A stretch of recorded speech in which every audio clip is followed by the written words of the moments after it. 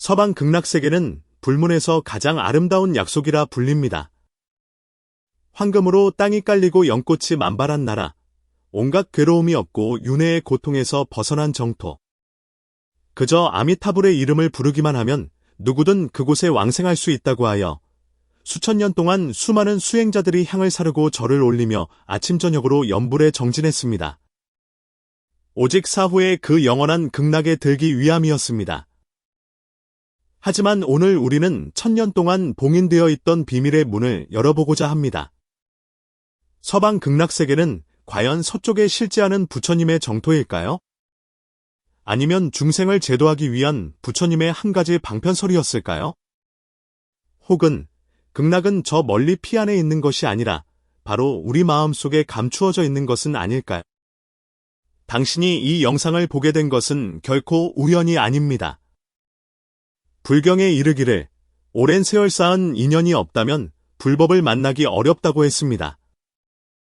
어쩌면 당신이 전생에 풀지 못했던 의문이 바로 이 생에서 무의식 중에 찾아 헤매던 답일지도 모릅니다. 바로 이 순간이 당신의 운명 속에서 영적인 눈을 뜨게 될 중요한 기점입니다. 그렇다면 당신은 생각해 보신 적이 있습니까? 시방세계를 깨달으신 부처님께서 왜 이 고통스러운 사바세계에 오셔서 성불하셨을까요? 극락정토가 그토록 완벽한 곳이라면 왜 모든 중생을 그곳으로 이끌지 않으셨을까요? 유마경에서 사리불이 세종께 질문을 던졌을 때 온 세상이 갑자기 뒤집히며 모든 인식이 전복되었습니다. 이제부터 우리는 부처님께서 친히 밝히신 비밀 속으로 함께 걸어 들어가 극락세계의 진정한 모습을 마주하고 정토에 대한 당신의 이해를 새롭게 세워나갈 것입니다. 당신은 극락이 어쩌면 먼 곳에 있는 것이 아니라 단 한 번도 이곳을 떠난 적이 없었음을 깨닫게 될 것입니다. 저와 함께 이 깊은 탐구의 여정을 떠날 준비가 되셨다면 댓글에 향기로운 서원, 이생의 마음 고요하여 극락을 보게 하소서라고 남겨주십시오. 우리의 여정은 피 안의 정토를 찾기 위함이 아니라 본래 고요한 우리의 마음을 확인하기 위함입니다. 불교의 방대한 경전 속에서 정토라는 두 글자는 수없이 장엄하게 설해졌습니다. 그중 가장 널리 알려진 것은 다미타경, 무량수경, 그리고 관무량수경입니다. 이 세 경전은 모두 하나의 세계, 바로 서방 극락세계에 대해 이야기합니다. 그곳은 황금이 땅이 되고 칠보로 지은 누각이 있으며 연못의 연꽃은 무량한 빛을 발합니다. 온갖 새들이 밤낮으로 법을 설하며 중생의 괴로움은 없고 오직 즐거움만이 가득하다고 합니다. 그 세계의 교주이신 아미타 부처님께서는 48대원으로 시방세계의 중생을 이끌어 청정한 불국토를 세우셨으니 누구든 일심으로 그 이름을 부르면 왕생할 수 있다고 하셨습니다.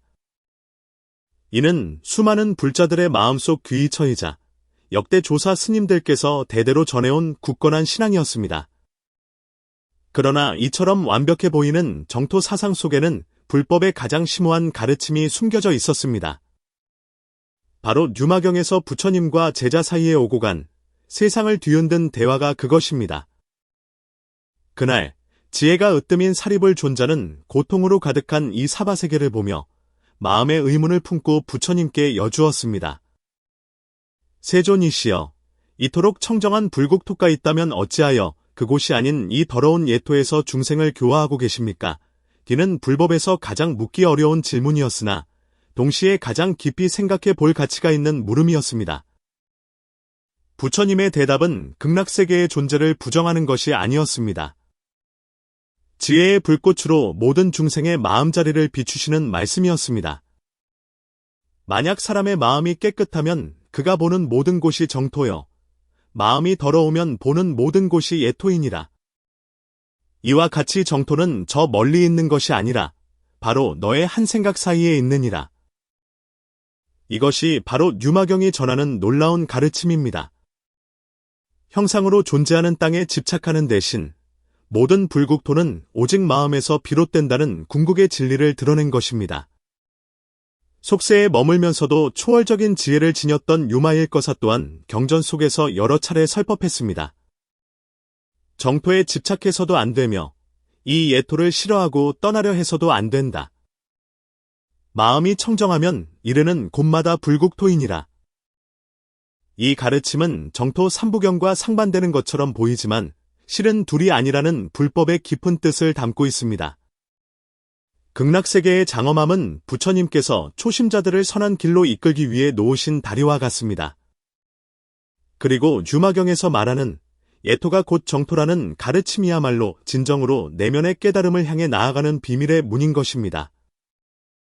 당신이 이 이치를 깨닫게 된다면 정토가 서쪽에만 있는 것이 아니라 당신이 염불하는 매 순간, 바른 생각을 일으키는 매 순간에 함께하고 있음을 알게 될 것입니다. 이것이야말로 부처님께서 우리에게 정말로 알려주고자 하셨던 비밀입니다. 어느 먼지가 맑게 갠 가을날, 기원정사는 옅은 안개에 쌓여 꿈결처럼 신비로웠습니다. 정사 안에서는 비구들의 낭낭한 경전 소리가 울려 퍼지고 있었습니다. 세종께서는 칠보로 장엄된 법좌 위에 단정히 앉아 계셨습니다. 금빛 가사를 입으신 자비롭고 장엄한 얼굴 위로 조각된 창살을 통해 들어온 아침 햇살이 쏟아져 내려 마치 이 위대한 깨달은 분에게 성스러운 빛을 입히는 듯했습니다. 법좌 아래에는 500명의 비구들이 질서정연하게 가부좌를 틀고 앉아 있었고 가지런한 가사 옆에는 바루가 놓여 있었습니다. 모두들 경건한 표정으로 고요히 오늘 법회가 시작되기를 기다리고 있었습니다. 산들바람이 불어와 처마 끝 풍경 소리와 나뭇잎 스치는 소리를 실어 나르며 이른 아침의 법회의 장엄하고 숙연한 분위기를 더했습니다. 세존의 눈빛은 자비롭고 깊었으며 자리에 앉은 모든 제자를 천천히 훑어보셨습니다. 마치 한 사람 한 사람의 마음속 의문과 갈망을 꿰뚫어 보시는 듯했습니다. 바로 그때 지혜 제일이라 불리는 사리불 존자의 미간이 살짝 찌푸려졌습니다. 마음속에 풀리지 않는 깊은 번뇌가 있는 듯했습니다. 그는 잠시 망설이다가 마침내 자리에서 천천히 일어나 두 손을 합장하고 공손히 세종께 절을 올렸습니다. 그의 행동에 모든 대중의 시선이 쏠렸고 사람들은 존경받는 이 상좌 비구에게로 고개를 돌렸습니다.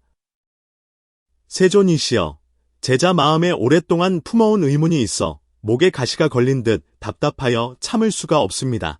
사리불의 목소리는 약간 떨렸고 그의 표정에는 불안과 고뇌가 서려 있었습니다. 제자가 외람되이 여쭙고자 하오니 세종께서 자비를 베풀어 가르침을 내려주시옵소서. 세종께서는 부드럽게 고개를 끄덕이시며 격려의 빛을 보내셨습니다. 사리불이여, 괜찮으니 말해보아라. 사리불은 깊이 숨을 들이쉬고 주위를 둘러보았습니다. 모든 비구들이 자신에게 집중하는 것을 확인하고 나서야 용기를 내어 말을 이었습니다. 세존이시여, 당신께서는 항상 중생들에게 서방 극락세계에 뛰어나고 장엄함을 설하셨습니다. 그곳은 황금으로 땅이 깔려있고 온갖 괴로움이 없으며 칠보로 된 누각과 수레바퀴만 한 연꽃이 몸마다 가득하여 푸른빛, 흰빛, 붉은 빛이 오묘하게 어우러져 있다고 하셨습니다. 또한 그 나라에는 온갖 기묘한 새들이 밤낮으로 아름다운 소리를 내어 옥은, 오력, 칠보리분, 팔성도분과 같은 법문을 들려준다고 하셨습니다. 여기까지 말하던 사리불의 목소리는 점점 작아졌습니다. 그는 잠시 말을 멈추고 생각을 가다듬는 듯했습니다. 정사 안의 분위기도 그에 따라 미묘하게 변해갔습니다.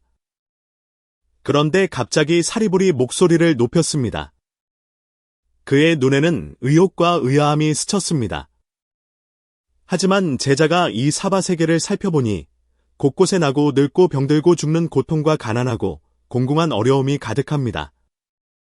산과 강, 대지는 흙과 돌, 기와장으로 이루어져 있을 뿐 황금과 보석으로 만들어지지 않았습니다. 나무는 아름다우나 법을 설하지 않고 새들은 지적이나 법문이 소리는 아닙니다. 만약 모든 부처님께 청정한 불국토가 있다면 어찌하여 스승이신 석가모니 세종께서 교화하시는 이 국토는 이토록 더럽고 깨끗하지 못하옵니까? 그의 목소리는 점점 격앙되어 거의 질책하는 듯한 어조였습니다. 정말로 그처럼 완벽하고 흠없는 극락세계가 존재하기는 하는 것입니까? 아니면 그것은 그저 아름다운 전설에 불과한 것입니까? 이 말이 떨어지자 정사하는 순식간에 물을 끼얹은 듯 조용해졌습니다. 공기가 마치 얼어붙은 듯했고 비구들은 서로 얼굴만 쳐다볼 뿐이었습니다. 어떤 이는 놀란 표정을 지었고 어떤 이는 생각에 잠겼으며 또 어떤 이의 눈에는 불안감이 스쳐 지나갔습니다. 이 질문은 날카로운 칼처럼 마음을 파고들었습니다. 그들이 밤낮으로 예배하고 간절히 염원하던 극락세계는 과연 실제하는 정토인가? 아니면 그저 닿을 수 없는 아름다운 소망일 뿐인가? 젊은 비구들의 마음속에는 더욱 큰 파도가 일었습니다. 누군가는 속으로 생각했습니다. 지혜가 으뜸인 사립을 존자마저 이런 의문을 품으시는데 우리 같은 초심자들의 의문은 얼마나 더 당연한 것인가? 안한 존자는 복잡한 표정으로 사리부를 바라보았습니다. 그의 마음에는 이해와 함께 걱정이 교차했습니다. 그는 이 질문이 비단 사립을 한 사람만의 의문이 아니라는 것을 알았습니다. 아마 이 자리에 있는 많은 동료 수행자들의 마음속에도 비슷한 의심이 있었을 테지만 차마 대중 앞에서 꺼내지 못했을 뿐이리라. 세종께서는 조용히 사리부를 바라보셨습니다. 그 눈빛에는 꾸짖음도 놀라움도 없었습니다. 오히려 깊은 자비와 이해가 담겨 있었습니다. 그분의 입가에는 심지어 알아채기 힘든 옅은 미소마저 감돌았습니다. 마치 이런 질문이 나올 것을 이미 예견하셨다는 듯이 침묵은 오랫동안 이어졌습니다. 온 세상이 세존의 대답을 기다리는 듯했습니다. 마침내 세종께서 천천히 입을 여셨습니다. 그 목소리는 감로수처럼 맑고 시원했습니다. 사리부라, 해와 달이 밝은 빛으로 온 대지를 비춘다고 하자. 만약 눈먼 사람이 그 빛을 보지 못한다면 그것이 해와 달에 빛이 없기 때문이겠느냐? 사리불이 즉시 대답했습니다. 아닙니다. 세존이시여. 그것은 눈먼 사람 자신의 눈에 장애가 있기 때문이지 해와 달에 빛이 없는 것이 아닙니다. 훌륭하도다. 세종께서 부드럽게 고개를 끄덕이셨습니다. 그렇다면 내가 다시 묻겠다. 만약 어떤 사람의 마음이 청정하고 눈이 밝다면 그가 보는 세상과 마음이 혼탁하고 눈이 어두운 사람이 보는 세상이 과연 같은 모습이겠느냐? 사리불이 생각에 잠겨 있을 때 대중 속에서 한 사람이 천천히 걸어 나왔습니다. 그는 얼굴이 갸름하고 기품이 초연한 비구였는데 걸음걸이는 가볍고 표정은 엄숙하여 마치 천상에서 내려온 신과 같았습니다. 이 사람은 바로 범천왕이었습니다. 그는 비구의 모습을 하고 있었으나 자연스럽게 세속을 벗어난 기운, 즉 청정하고 장엄하며 불가사의한 기품을 뿜어내고 있었습니다. 사람들은 그가 일어서는 것을 보고 모두 놀란 눈으로 쳐다보았습니다. 범천왕은 정사중앙으로 걸어나와 두 손을 모아 깊이 절한 뒤 몸을 돌려 모든 비구들을 향해 맑은 종소리 같은 목소리로 말했습니다. 모든 법사님들, 제가 직언함을 용서하십시오. 제가 보는 이 사바세계는 청정하고 장엄하며 보배 나무가 줄지어 서 있고 누각이 찬란하게 빛나 마치 자재천궁과도 같습니다. 어찌 더럽고 깨끗하지 못하다고 말씀하십니까? 이 한마디는 마치 천둥처럼 정사를 울렸고 비구들은 일제히 술렁거렸습니다. 무엇이라고 하며 놀라는 비구, 눈을 동그랗게 뜬 비구, 서로 수군거리는 비구, 당혹감에 가득 찬 비구. 어떻게 그럴 수가? 한 젊은 비구가 자신도 모르게 외쳤습니다. 우리가 보는 것은 분명히 그의 말이 채 끝나기도 전에 옆에 있던 사형이 그의 소매를 가볍게 끌어당기며 신뢰를 범하지 말라는 신호를 보냈습니다. 사리불은 순간 할 말을 잃었습니다. 그는 주위를 둘러보았습니다. 흙바닥, 나무로 된 건물, 거친 방석. 어느 것 하나 소박하고 누추하지 않은 것이 없었습니다. 하지만 범천왕의 눈에는 이곳이 황금비두로 장엄한 천궁의 정토로 보인다는 것이었습니다.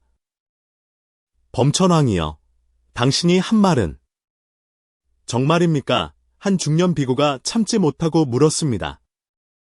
범천왕은 미소를 지으며 고개를 끄덕였습니다. 그의 표정은 진실했습니다. 진실로 그러합니다. 제 마음속에서 이곳은 금빛으로 반짝이고 보배로 장엄하여 경전에서 설하는 극락세계와 조금도 다르지 않습니다. 정사는 다시 한번 술렁거렸습니다. 같은 장소인데 어째서 그가 보는 것은 우리와 다른가? 그에게 신통력이 있는 것인가? 아니면 우리에게 업장이 있는 것인가? 설마 우리 눈에 정말 장애가 있는 것인가? 안한 존자 역시 혼란스러운 표정으로 주위를 정신 집중하여 살펴보았지만 여전히 기원정사의 본래 모습 그대로였습니다. 그는 나지막이 중얼거렸습니다. 소박한 것은 소박한 것이고 장엄함은 있으나 결코 극락의 모습은 아니다. 사리불의 마음속은 더욱 큰 혼란에 휩싸였습니다. 이것은 도대체 어찌된 일인가? 그때 세종께서 마침내 입을 여셨습니다. 그 목소리는 온화했지만 마음 깊은 곳을 파고들었습니다. 범천왕의 말은 거짓이 아니다. 그의 마음 경지에서는 이곳이 실제로 청정하고 장엄하게 보인다. 그러나 너희가 보는 것은 또 다른 모습이다. 이것은 어째서이겠느냐? 법당은 다시 정적에 휩싸였습니다. 대중은 숨소리마저 떨며 마치 온 공간이 멈춘 듯 이 질문만이 맴도는 것을 느꼈습니다. 세종께서는 천천히 자리에서 일어나셨습니다. 가사가 바람에 부드럽게 나부꼈습니다. 그분은 법좌에서 내려와 정사중앙으로 걸어가셨고 모든 이의 시선이 그분을 따랐습니다. 누구도 감히 소리를 내지 못했습니다. 세종께서는 고개를 숙여 발밑의 흙바닥을 보시더니 천천히 오른발을 들어 발가락으로 땅을 가볍게 누르셨습니다. 바로 그 순간 불가사의한 일이 일어났습니다. 그분의 발끝에서 보이지 않는 빛이 퍼져나가며 기원정사가 변하기 시작했습니다. 흙바닥은 부드러운 황금빛을 내며 황금 땅으로 변했고 벽은 만호, 유리, 산호, 호박 같은 7가지 보석의 영롱한 빛을 뿜어냈습니다. 허공에서는 향기로운 하늘의 꽃들이 눈처럼 어지러이 흩날렸고 사방에서 하늘의 음악이 울려 퍼졌습니다. 그 소리는 유려하고 맑아 여운이 길게 남았습니다. 거친 방석들은 활짝 핀 연꽃 보좌로 변해 투명하고 찬란하게 빛났으며 소박한 건물은 유리로 된 누각으로 바뀌어 그 화려함과 장엄함은 말로 다 표현할 수 없었습니다. 비구들은 입을 다물지 못했습니다. 어떤 이는 눈을 비볐고 어떤 이는 벽을 만져보았으며 어떤 이는 마음속 깊은 곳에서부터 전해오는 충격에 그저 멍하니 서 있었습니다. 이것은 안한 존자가 더듬거리며 말했습니다. 극락세계다. 한 젊은 비구가 놀라 일어나며 외쳤습니다. 우리가 이미 왕생한 것입니까? 정말 믿을 수 없구나. 극락세계가 바로 우리 곁에 있었다니. 어떤 이는 감탄했고 어떤 이는 나지막이 속삭였습니다. 그런데 왜 우리는 이전에는 보지 못했을까? 세종께서는 금빛 찬란한 세계 속에 장엄하게 서 계셨습니다. 그분은 조용히 말씀하셨습니다. 모든 비구들아, 지금 너희가 보는 것과 조금 전에 너희가 보았던 것, 어느 것이 진실한 모습이냐? 이 말씀은 마치 머리를 한 대 얻어맞은 듯한 충격이었습니다. 비구들은 순간 정신을 차리고 깨닫기 시작했습니다. 그들이 마주한 것은 단순히 환상적인 광경이 아니라 부처님의 지혜가 가리키는 진실 그 자체라는 것을 안한 존자가 참지 못하고 여쭈었습니다. 세존이시여, 이것은 신통력의 변화입니까? 아니면 저희의 눈의 착각이 일어난 것입니까? 같은 장소인데 어찌하여 이토록 완전히 다릅니까? 세종께서 온화하게 말씀하셨습니다. 아나나, 내가 다시 묻겠다.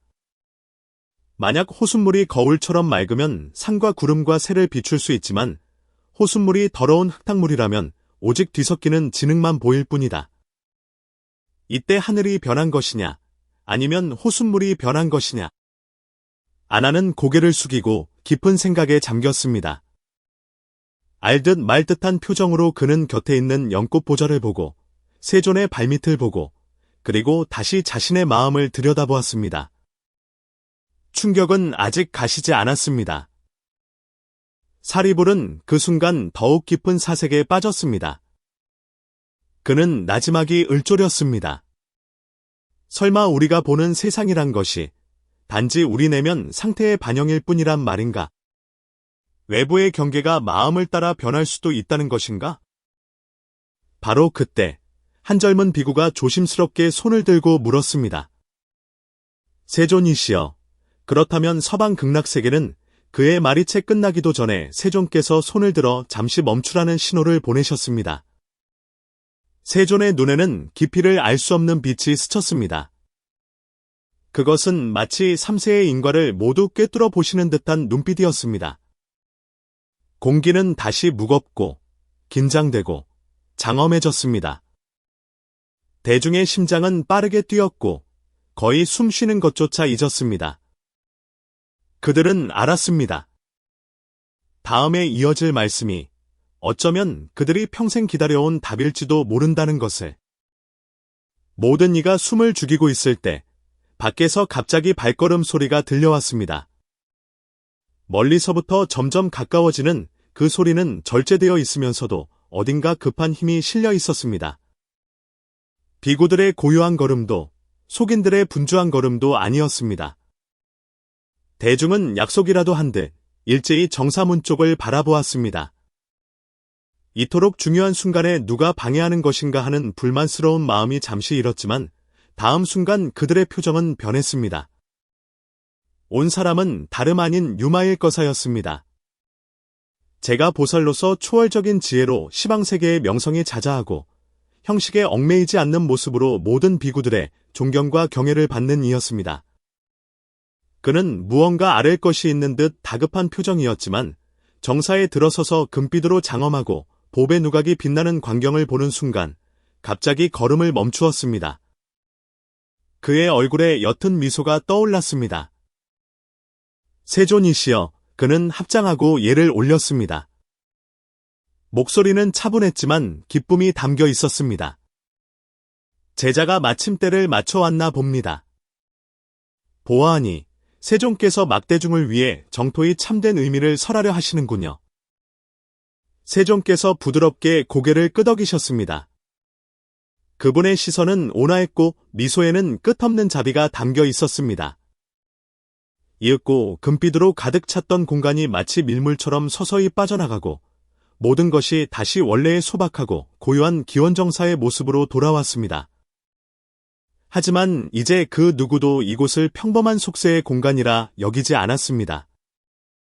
방금 본 것이 결코 환상이 아니었음을 모두가 알았기 때문입니다.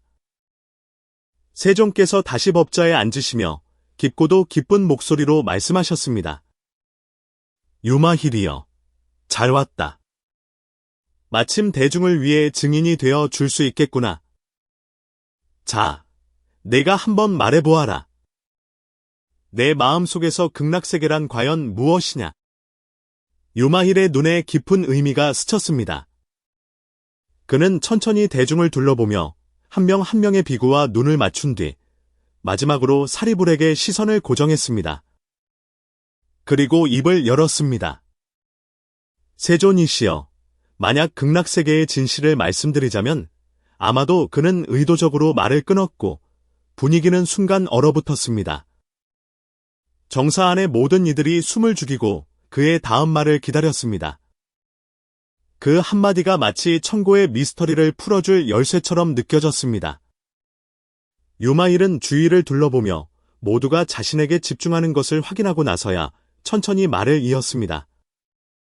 아마도 그보다 더 근본적인 문제부터 이야기해야 할 것입니다.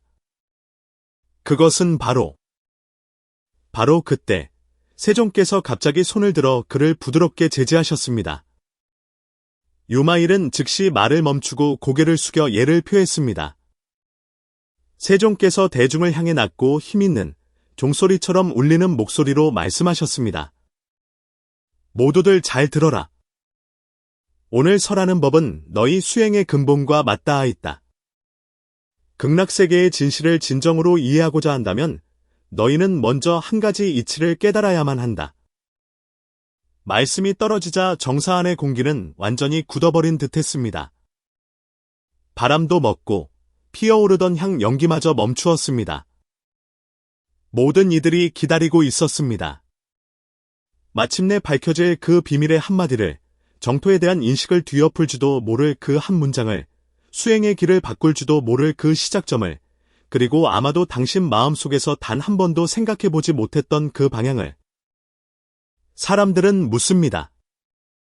극락세계는 과연 존재하는가? 그곳은 우리가 갈 수 있는 장소인가? 아니면 상상 속에만 존재하는 이상향인가? 불경에서는 10만억 불국토를 지나면 극락이라는 세계가 있다고 말합니다. 이 한마디는 수많은 사람들의 마음속에 희망의 문을 열어주었습니다.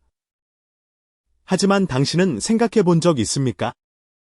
10만억 불국토 밖이라는 것은 대체 얼마나 먼 거리이며 어떻게 그곳에 도달할 수 있을까요? 만약 그곳이 우주 저편에 실제로 존재한다면 왜 살아생전에 본 사람이 아무도 없을까요? 만약 수행자의 마음속에만 존재하는 경지라면 부처님께서는 왜 경전에서 그 장엄한 모습을 그토록 반복해서 묘사하셨을까요? 이것이 바로 불법에서 가장 심오한 방편과 진실의 변증법입니다. 방편이란 부처님께서 중생들이 쉽게 이해하도록 임시로 설정하신 언어, 형상, 국토를 말합니다.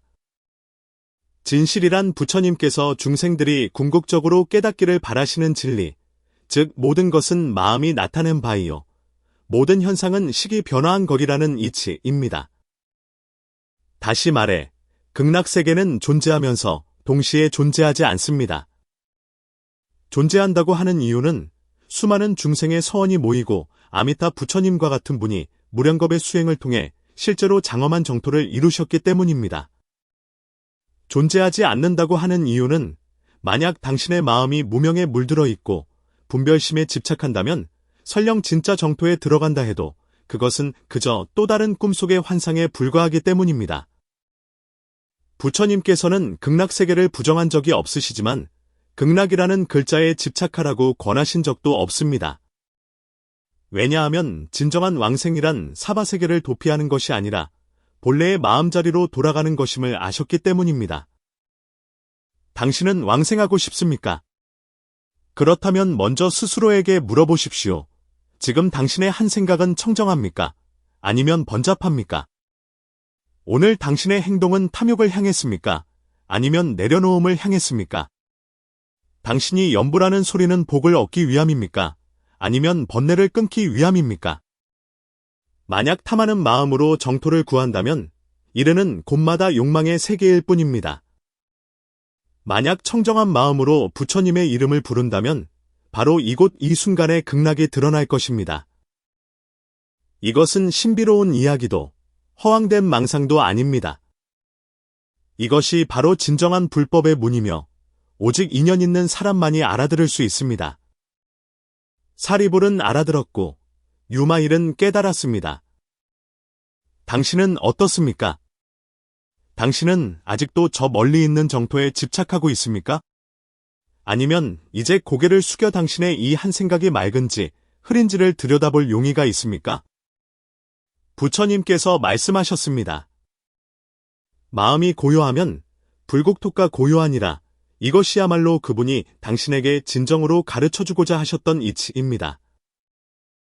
세상의 수행자들이 가장 많이 외우는 불호가 무엇일까요? 바로 나무아미타불입니다. 왜 석가모니불도, 약사열애불도, 관세음보살도 아닌 유독 아미타 부처님일까요? 답은 단 하나, 그분께서 약속하셨기 때문입니다. 당신이 그분의 이름을 부르기만 하면 고통도, 번뇌도, 생로병사도 없는 극락세계에 왕생할 수 있다는 약속 말입니다. 이는 불문에서 가장 자비로운 약속이지만 동시에 가장 오해하기 쉬운 부분이기도 합니다. 왜냐하면 인간의 본성은 고통을 피하고 즐거움을 줬기 때문입니다. 현실의 번뇌에 부딪혔을 때 그곳에는 고통이 없다는 생각을 하면 자연스럽게 그곳으로 가고 싶어집니다. 그것은 틀린 것이 아니며 부처님께서도 자비심으로 중생을 이끌기 위해 정토법문을 세우셨습니다. 하지만 만약 우리가 이것을 전환이 아닌 도피의 수단으로 삼는다면 정토는 또 다른 윤회의 환영이 될 뿐입니다. 당신은 생각해 본 적 있습니까? 매일같이 불호를 외우며 왕생을 갈망하는 사람들, 그들은 정말로 수행을 하고 싶은 걸까요? 아니면 그저 더 편안한 세상으로 가서 계속 집착하고 싶은 걸까요? 만약 당신 마음속에 여전히 탐욕과 분노와 어리석음이 가득하다면 당신의 염불은 해탈을 위함입니까? 아니면 편안한 세상으로 가서 계속 탐하기 위함입니까? 이것이 바로 불법에서 가장 미묘한 함정입니다. 겉보기에는 수행이지만 실은 집착의 연장일 수 있습니다. 부처님께서는 자비심으로 정토를 사다리 삼아 중생들이 얕은 곳에서 깊은 곳으로, 믿음에서 수행으로 나아가도록 이끄셨습니다. 하지만 그분의 진정한 목적은 당신을 먼 세계로 보내는 것이 아니라 당신이 정토를 수행하는 과정에서 자신의 마음속에 있는 예토를 발견하고 그것을 정화하도록 하는 것이었습니다. 만약 이 마음을 정화하지 않는다면 당신이 어디에 가든 그곳은 사바세계일 뿐입니다. 만약 당신이 지금 이 순간 집착을 내려놓고 바른 생각을 지킨다면 당신은 속세에 있으면서도 이미 극락에 있는 것입니다. 그래서 부처님께서는 정토는 지금 이 자리를 떠나지 않았고 깨달음은 다른 곳에 있지 않다고 하셨습니다. 이 한마디를 당신이 알아들었다면 이미 불도로 향하는 큰 문을 연 것입니다. 만약 이해하지 못한다면 설령만번의 연부를 한다 해도 환상 속을 헤맬 뿐입니다. 이제 당신은 이 이치를 알았습니다. 그래도 여전히 저 다른 세계에 집착하시겠습니까? 아니면 바로 이 순간부터 당신의 이 마음 위에 극락을 세우시겠습니까? 불법에서는 일체유심조, 일절유심조, 즉 모든 법은 마음에서 비롯된다고 말합니다. 이 한마디는 단순해 보이지만 유식종, 가르침의 근간입니다. 유식이란 외부 세계가 존재하지 않는다는 말이 아니라 당신이 경험하는 모든 외부 세계는 당신 마음, 즉 식의 투영이라는 의미입니다. 당신이 보는 세상은 객관적인 것이 아니라 당신이 어떤 마음으로 보느냐에 따라 달리 보이는 것입니다. 이는 사바세계뿐만 아니라 극락세계에도 똑같이 적용됩니다. 그렇다면 질문이 생깁니다. 만약 극락이 마음의 식이 나타낸 것이라면 우리는 마음을 닦음으로써 지금 이 자리에서 극락을 만들어낼 수 있을까요? 답은 그렇다입니다.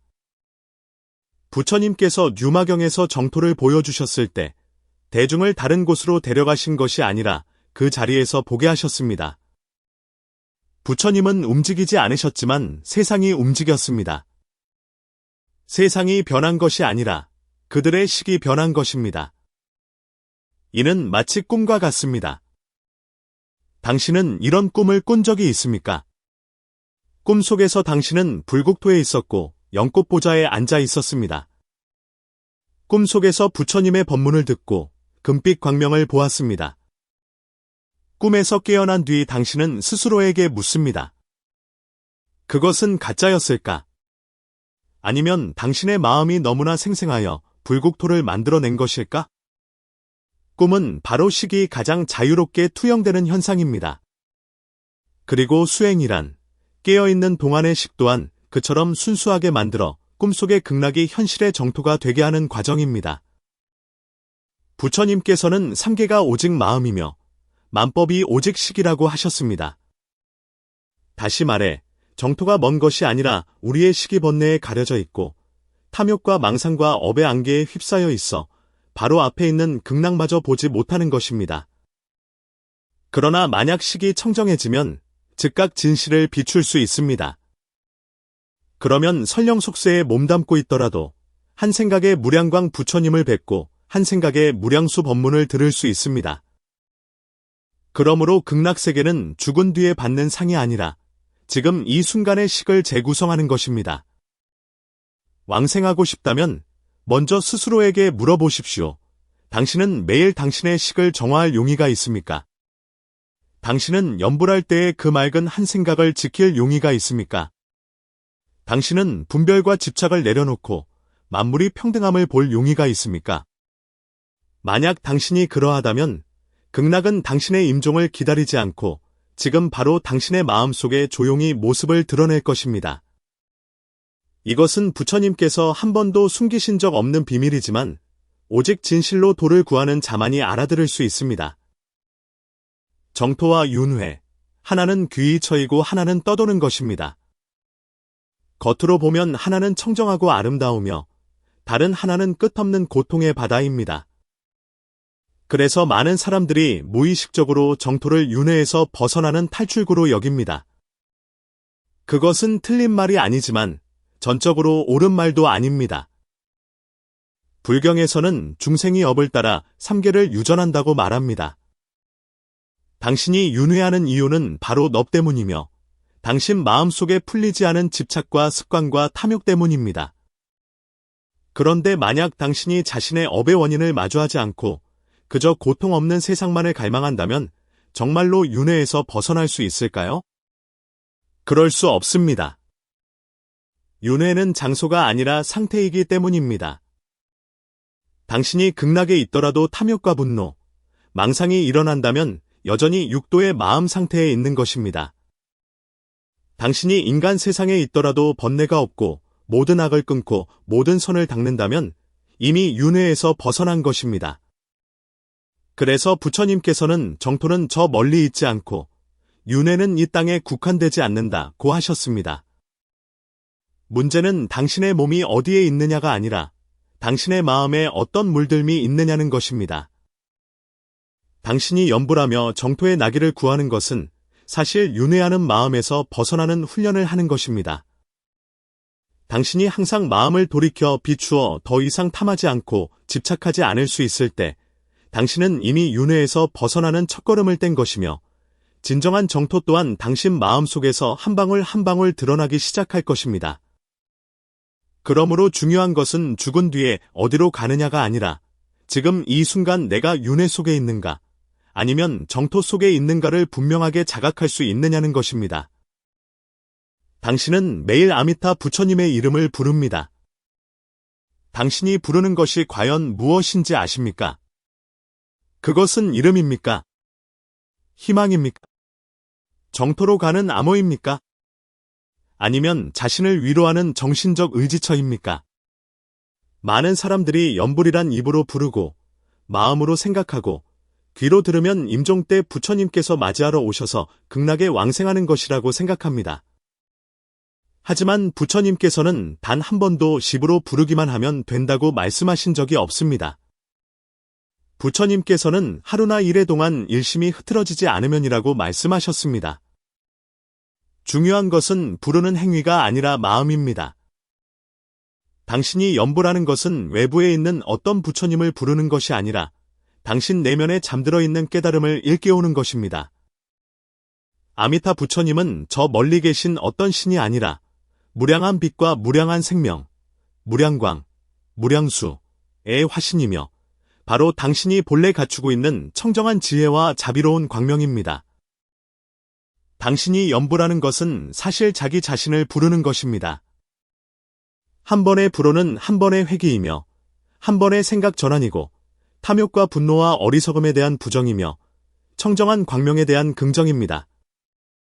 염불은 다른 세계로 가기를 기도하는 것이 아니라 당신을 지금 여기로 되돌리는 훈련입니다. 번뇌가 일어날 때 염불하는 것은 번뇌의 흐름에 휩쓸리지 않기 위함입니다. 감정이 요동칠 때 염불하는 것은 바른 생각으로 윤회의 고리를 끊기 위함입니다. 탐진치가 기승을 부릴 때 염불하는 것은 자신을 다시 광명의 세계로 이끌기 위함입니다. 진정한 염불은 그 횟수가 아니라 마음의 전환에 있습니다.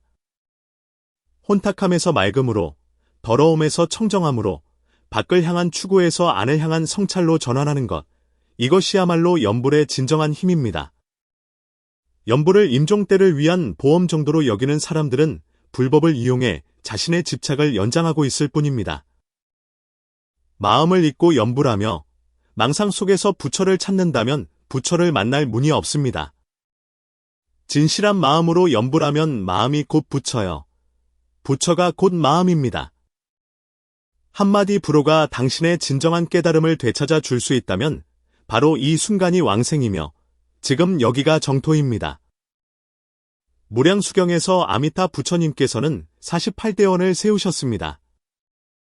그중 가장 감동적인 것은 제18원입니다.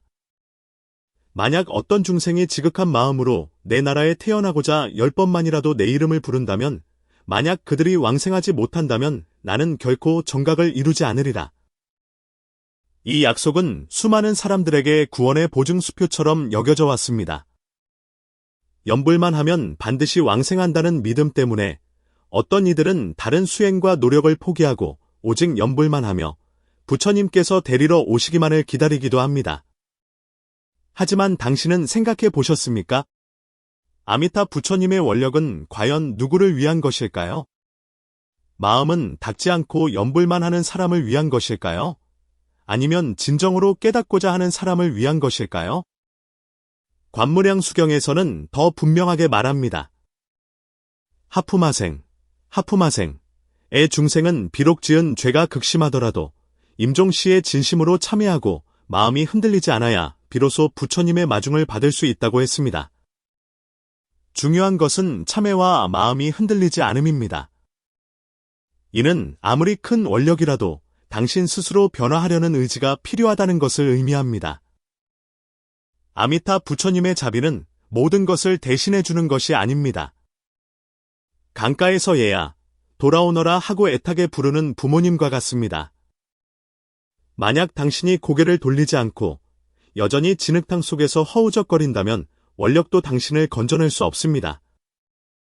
당신이 진정으로 왕생하기를 원할 때 부처님께서는 당신을 위해 나타나십니다. 부처님께서는 인연 있는 중생을 제도하십니다. 그 인연이란 무엇일까요? 바로 당신 마음에 깨닫고자 하는 마음이 일어나는 것입니다. 그러므로 아미타 부처님께서 자비롭지 않으신 것이 아니라 당신이 아직 진정으로 왕생할 자격을 갖추지 못한 것입니다. 염불을 충분히 하지 않아서가 아니라 당신이 아직 진정으로 괴로움을 여의고 즐거움을 얻으려 더러움을 여의고 청정함으로 나아가려 원하진 않기 때문입니다. 원력은 자석이고 당신의 마음은 쇠와 같습니다. 당신 마음에 원함이 없다면 자석도 힘을 쓸 수 없습니다. 당신 마음에 청정한 서원이 있다면 부처님께서는 당신이 염불하는 바로 그 찰나에 나타나십니다. 원력은 외부의 힘이 아니라 당신 마음 속에서 결코 꺼지지 않는 빛입니다. 당신이 그 빛을 향해 나아가기만 한다면 그 빛은 당신의 온 생을 비출 것입니다. 많은 사람들이 말합니다. 저는 부처님을 믿지만 절에 다닐 시간도 없고 스승님도 없으며 극락정토가 어디 있는지도 모릅니다. 사실 당신이 찾는 정토는 절에 있는 것이 아니라 당신의 맑고 깨어있는 이 한 생각 속에 있습니다. 그렇다면 현실 생활 속에서 어떻게 나만의 극락을 닦을 수 있을까요? 부처님께서는 세 가지를 밤낮으로 부지런히 닦으라고 하셨습니다. 첫째는 바른 생각, 정념, 둘째는 알아차림, 각찰, 셋째는 밝음을 지키는 것, 지명입니다. 첫째, 매일 자신의 마음을 관하여 티끌과 물들물 비추어 보십시오. 하루에 단 5분이라도 좋습니다. 조용히 앉아 눈을 감고 호흡에 집중해 보십시오. 당신의 마음이 바람처럼 정처 없이 흔들리고 생각이 물처럼 흩어지는 것을 발견할 것입니다. 하지만 그것을 억누르거나 두려워하지 말고 그저 바라보십시오. 당신이 그것을 명확하게 바라볼수록 그것은 당신을 지배할 힘을 잃게 됩니다. 둘째, 매일 불호를 외워 진실한 마음을 일깨우십시오. 10만 번을 외울 필요는 없습니다. 다만 번뇌가 일어날 때 한마디 불호로 그 번뇌를 막아내십시오. 탐욕과 분노가 일어날 때일수록 염불하면 그 불호의 정화력은 더욱 강해집니다. 당신이 지하철에 있든 길을 걷든 설거지를 하든 소리내어 혹은 마음속으로 나무아미타불을 외운다면 당신은 극락정토의 씨앗을 심고 있는 것입니다. 셋째, 밤마다 마음을 반성하여 망념의 불씨를 끄십시오. 매일 잠자리에 들기 전에 스스로에게 3가지 질문을 던져 보십시오. 오늘 나의 생각과 마음은 청정했는가? 나는 감정 때문에 업을 짓지 않았는가? 나는 염불을 핑계가 아닌 의지처로 삼았는가? 이 3가지 질문은 당신의 마음을 밤마다 더욱 밝혀줄 것입니다. 정토가 죽은 뒤에만 있다고 생각하지 마십시오. 정토는 당신이 아침에 눈을 뜨며 느끼는 한 생각의 감사함 속에 있고, 분노를 마주했을 때 터져나오는 한마디 불호 속에 있으며, 잠자리에 누워 눈을 감기 전에 3가지 반성 속에 있습니다. 당신이 매일 이와 같이 살아간다면 당신의 일생이 바로 왕생의 과정입니다. 우리가 이토록 먼 길을 걸어온 것은 하나의 정토를 찾기 위함이었을까요? 아니면 우리 자신의 본래 마음을 되찾기 위함이었을까요? 우리가 그토록 많이 염불한 것은 임종 때 구원받기 위함이었을까요? 아니면 바로 이 순간 내려놓기 위함이었을까요? 극락세계가 실제로 존재하는지 여부는 더 이상 중요한 문제가 아닙니다. 정말로 중요한 것은 당신이 부처님께서 일깨워주고자 하셨던 바로 그 마음을 보았느냐는 것입니다. 그 마음은 당신이 가장 고통스러운 순간에 고통에 끌려가지 않게 하고 가장 큰 탐욕의 유혹 속에서도 맑게 깨어있게 합니다. 그것이 바로 당신의 정토입니다. 당신이 항상 고요한 생각을 지키면 이르는 곳마다 극락이요. 당신 마음에 깨달음이 있다면 지옥 속에서도 부처님의 광명이 드러날 것입니다. 더 이상 극락이 어디 있느냐고 묻지 마십시오.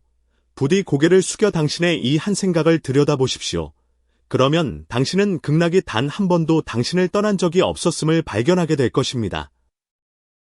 만약 이 영상을 보고 당신의 마음속에 한 줄기 작은 빛이라도 스쳤다면 그것은 당신의 정토 씨앗이 깨어나는 신호입니다. 댓글에 극락정토는 멀리 있지 않으니 이 생에 제 마음 스스로 공경하기를 서원합니다라고 남겨주십시오. 또한 이 오래되고도 진실한 지혜를 고통 속에서, 혼란 속에서, 방황 속에서 답을 찾고 있는 당신의 소중한 벗들에게도 공유해 주십시오. 우리 모두가 이 혼돈의 인간 세상 속에서 저마다의 청정한 국토를 이루며 살아가기를 기원합니다.